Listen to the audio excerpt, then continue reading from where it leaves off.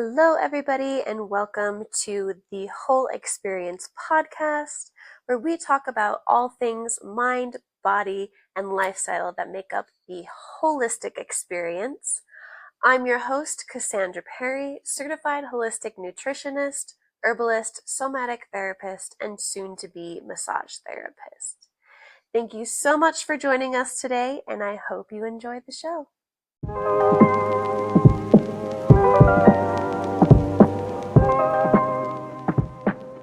Today, we will be talking about astrology and its ability to impact your lifestyle and wellness by creating hope.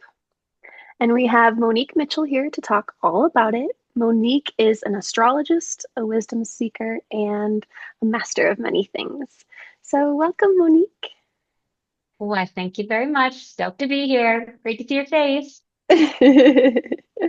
So, how about you start off by telling us about yourself and what you do? So yeah, you said it. I'm an astrologer. I read tarot. I'm into all of the woo.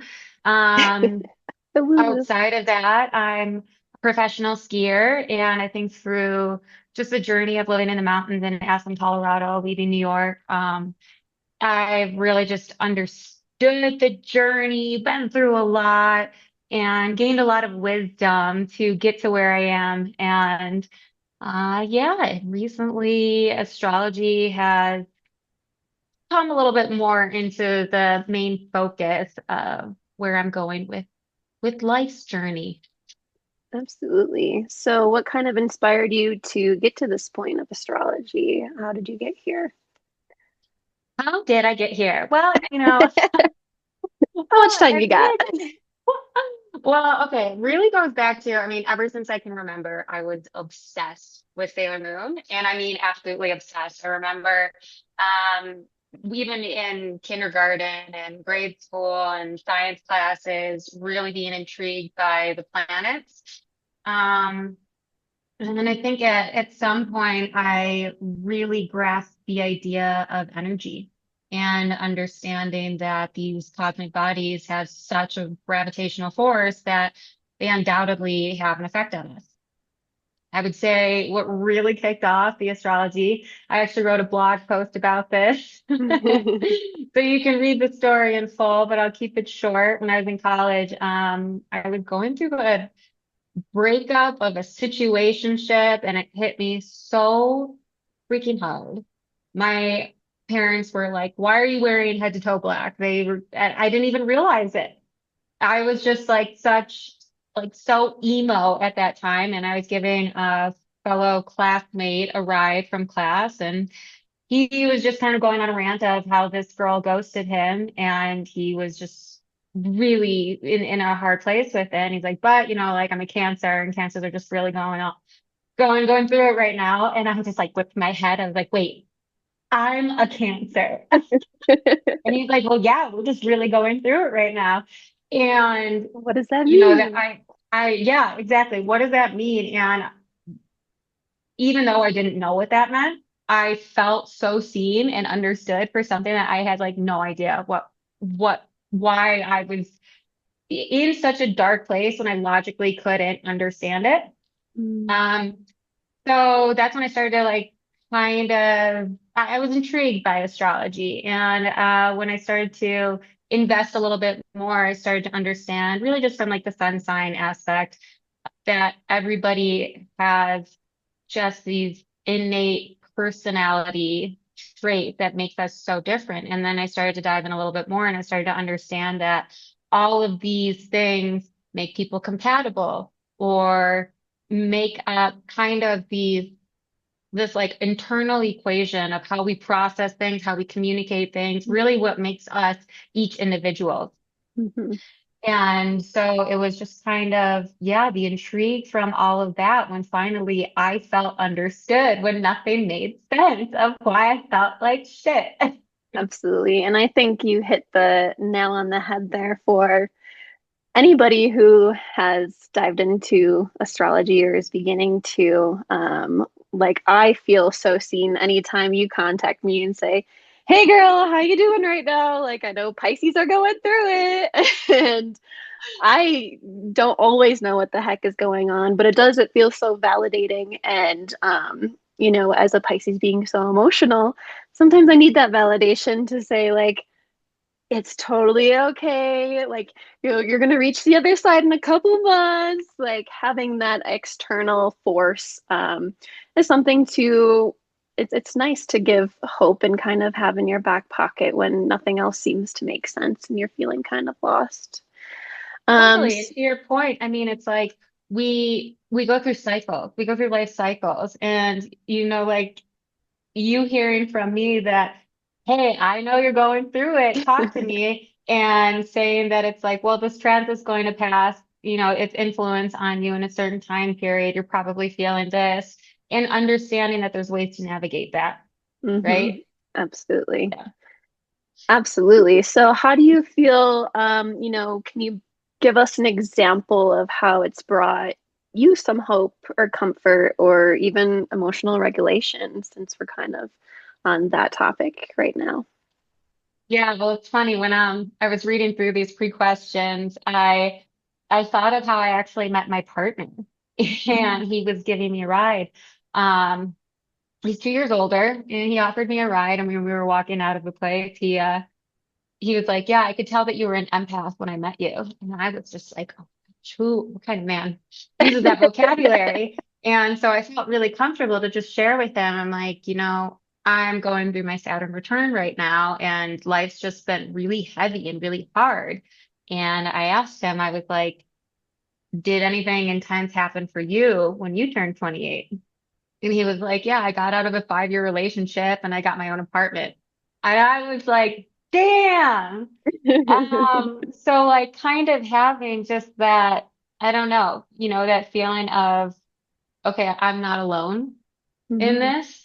And, like you're a very sensitive Pisces. I'm a very sensitive Cancer. I have a lot of Cancer and it's ruled by the moon. And so there, for example, the last, like since last fall, coming into this spring, Cancer was, or Mars was in Cancer, and it's not a very happy place to be. I Everybody felt think kind of yeah, sluggish. I was gonna say Yeah, everybody everybody felt felt that one.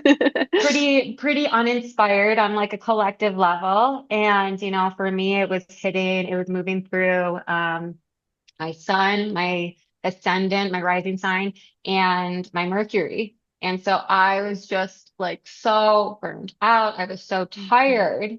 And when we go through these cycles, you know, 10 years ago, before I had the knowledge of astrology and the awareness that I do now, I would have been really hard on myself and been like, I'm just always so tired.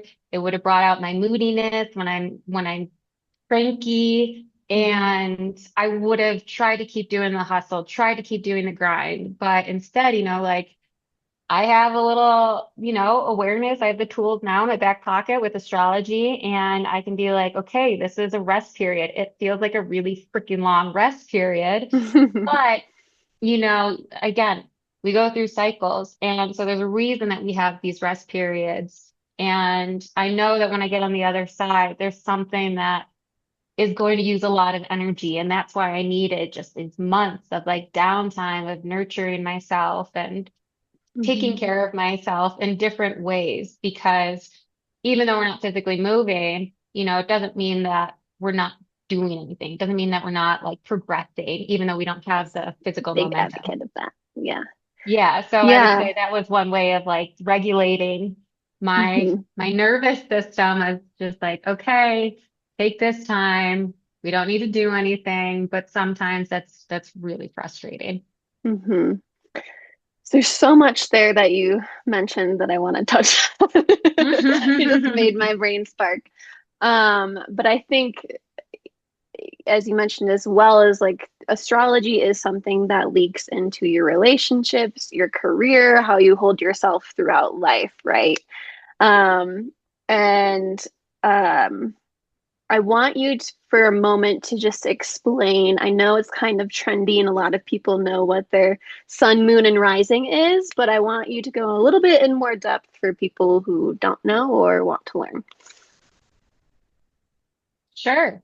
So we call those the big three, your sun, moon, and rising. The sun is when you think of your horoscope, right? That's the birth date. Your sun sign is what you typically think of when you think of your birth date. But we have all these planets, asteroids, there's so many celestial bodies that go into our cosmic makeup. And so when we think of the big three, the rising is really that first impression that you give off to people. Um that's what we call the ascendant. That's what really begins when I start looking at the actual birth chart map. That begins the rest of the houses.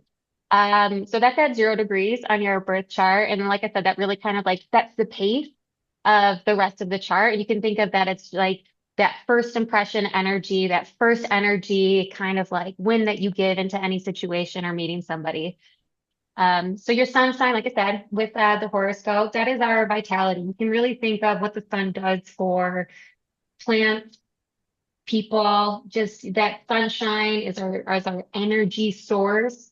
So when you're living in alignment with your sun sign, that's what we think of. Just, Hmm. I'm a I love Cancer, that. you're a Pisces. And so that's really kind of like when I'm living in that, that's when I feel just so good. Like I'm Hmm. really just like, yeah, living with myself. And it can also be the idea of like the ego self. And I really want to just set it straight. The ego's not bad. It's our sense of self. It's our sense of identity. So that's the sun sign. And then the moon sign. So we think of sunshine during the day, what we really give off, like to the world. And then the moon is at the nighttime when we're not around anybody else. And that's our emotional self. That's our inner world. And this is how we operate on an emotional level. It's how we process feelings. It's our intuitive nature. Um, and it's really just how we feel. And so it's like, you know, um, if I were to have a Cancer moon, then I would be really tapped into the moon because Cancer is ruled by the moon. So it'd be really heavy. I'd really feel the flow and those energetic shifts. And I really have like my emotions affected by the phases of the moon. Hmm. And so it's kind of like, that it's our inner world. And all these are tied into the celestial bodies and like kind of their placements as they transit. And so we have, like I said, those are the big three, but then we have that our unique energies assigned with every planet. We have our inner planets. Mercury rules the intellect, the mind, or the way we communicate. We have Venus, the way we enjoy love, pleasure, joy. Mars is very much our physical energy. It's our passion. It's our intensity. It's the way we really move in the physical space and in the world. Jupiter, luck, expansion, and good fortune. It's how we really just start to open up life for us when we're living in alignment with Jupiter. And it's like, oh, I just got lucky. No, you were living in alignment with Jupiter, and like that's how life is supposed to expand for you. Saturn is one that I mentioned, like with the Saturn return. You get to these outer planets, and these are the more generational planets that move a little more slowly. So you and I being born in 93 together have like similar placements of these outer planets, and that's why we have these kind of generational themes. That's why it Hmm. makes us also, different from like the boomers, Gen X, Gen Z, as we start moving outwardly. It all makes sense So now. yeah, yeah. And then it's like Uranus is the way that we rebel. Neptune is really like this dreamscape. Pluto is the way we experience death and rebirth of ourselves. It's our evolution. And back to Saturn, it's how we transform and mature.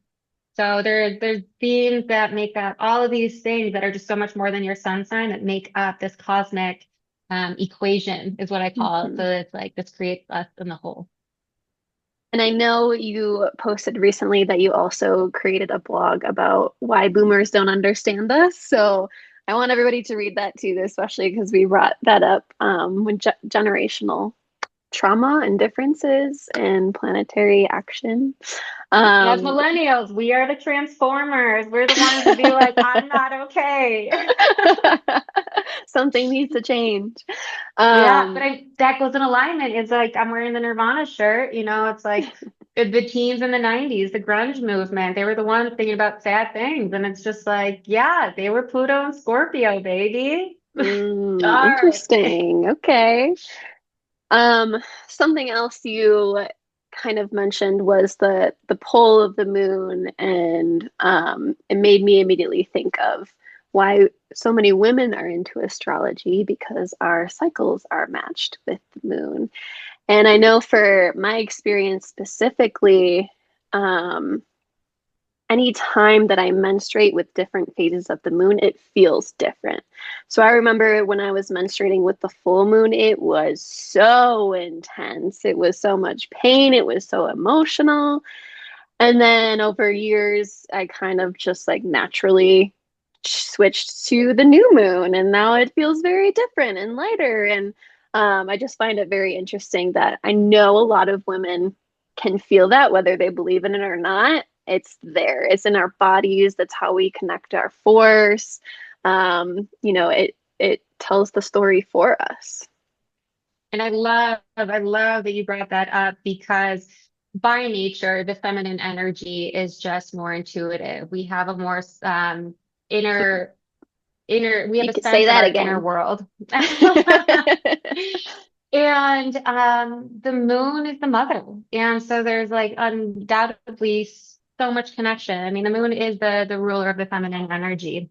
Mm, So as women, I think about when you start to have that shift of like you were saying, you're menstruating on the full moon and it eventually shifts to the new moon because at that time, at least this is from my experience, and this is how I like to like help women process this, you were physically shedding, you were oh, manifesting the absolutely. purge, right? Yeah, And so that's it's what it like felt you like. have the cosmic energies just helping you with that. And by nature, it's like, you could go 3 months and all of a sudden you realize that, oh, I've added a few days, here, and now I'm menstruating at a different time, that eventually it shifts it to the new moon. And that's so much about manifestation. And Mm, everything is in alignment and happening, even though we don't recognize it on our timeline. So hmm it's like, when that process of that shift between full moon to new moon may have taken like even a year and a half. hmm But that's all in divine timing. And so I think that even with the transit that we experience, it's all part of the divine plan for us. And so when I look at astrology and I look at things like that, I see it as our blueprint for this life because we can see our lessons, Love we can that. see our traumas, and it's about recognizing the processing and the cycles that come with it. And so for women, I think it's like a superpower that we get these 28-day periods to process and shed, and especially like in alignment with these moon phases. I think that's so Mhm. powerful, and I just love that you brought that up because I think a lot of women are kind of sleeping on that. But I think a lot of Yeah, women are also waking up to that. So absolutely. And that could be a second session here, that that topic alone. Um, because yeah, there's so much to say about that. But I think that again, having that type of validation and like you said, being able to shed and process things, I think it's a superpower too. I couldn't imagine not having a cycle. I mean, as much as we hate on it and it's tough and like inconvenient at times. inconvenient and you maybe feel normal 1 week a month. Um, Once you acknowledge what it's there for, it's a completely different experience. And you're able to take space to actually nourish yourself and listen to yourself and listen to your body. Um, so I think that's a really beautiful connection. So all of that being said, how do you think that astrology can really aid the holistic experience or aid someone's mentality or mental health or wellness or how they own their lifestyle? Yeah, well, I think the biggest thing that I see with clients, they come to me because something in their life isn't working. And it's the same, the reason that you go to a therapist. Like I'm upset and I don't know why. I'm depressed and I don't know why. And rather than turning to like big pharma, there's so many other alternatives that are just really get to the root of the issue. And I think that astrology is a really great medicine for that.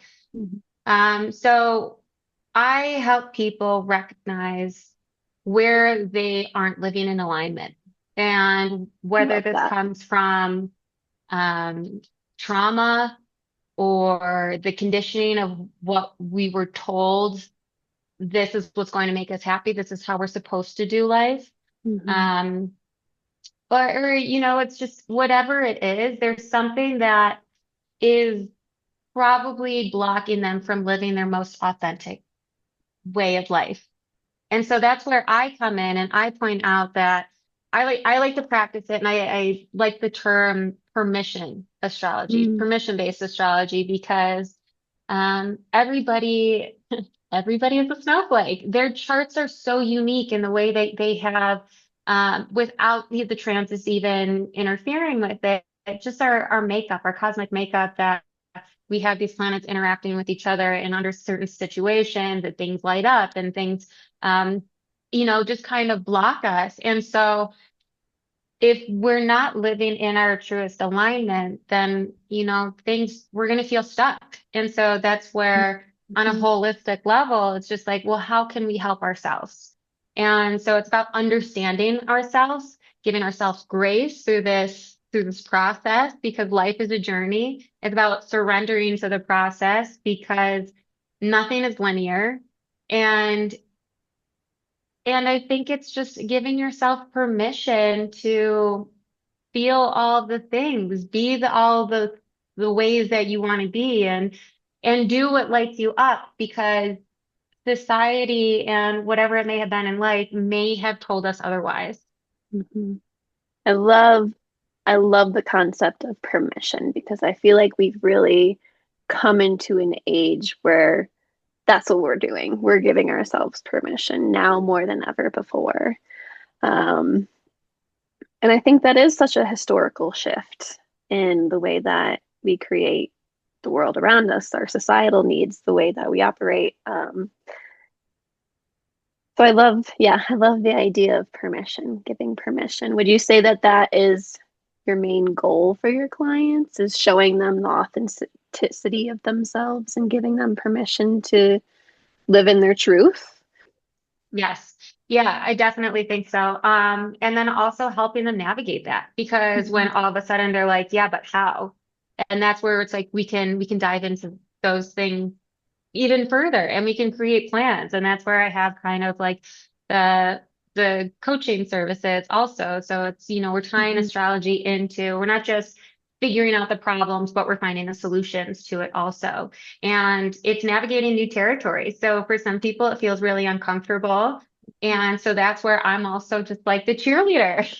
Yeah, you make a Yeah, great cheerleader. thank you. Yeah. Are there any like small stories you're willing to share about, any clients' epiphanies or how you help them navigate something specifically? Uh, yeah, like I think the first Saturn return reading I did, she was really going through it, and I'll be honest, I can't exactly remember some of the details. I read so many charts that some things kind of blur, but I was really able to dive into a theme that was coming up for her that even stemmed from like the age of 7. And when she was going through her Saturn return, she was longing for an ex-partner, that it didn't make sense why she was longing for him. He really didn't support all of these things that were presented, that I was showing her in her birth chart.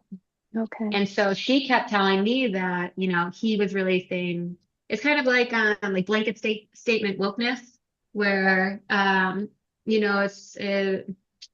wish I had a better example of it, but it's kind of like to push through things. And she was Hmm. like, I feel like I should be doing that. And I was like, your chart says otherwise. And for her, that was the epiphanal moment, that she was understanding how he had played this karmic theme in her life, that was tied into something that happened at the age of 7. And so Wow. while she was going through her Saturn return, it was the reason this That's this like going to therapy for 5 years in one session. that this like partner who she was longing for, but had no romantic interest. He had been out of the picture for like 2 years. He was coming up as like this trigger.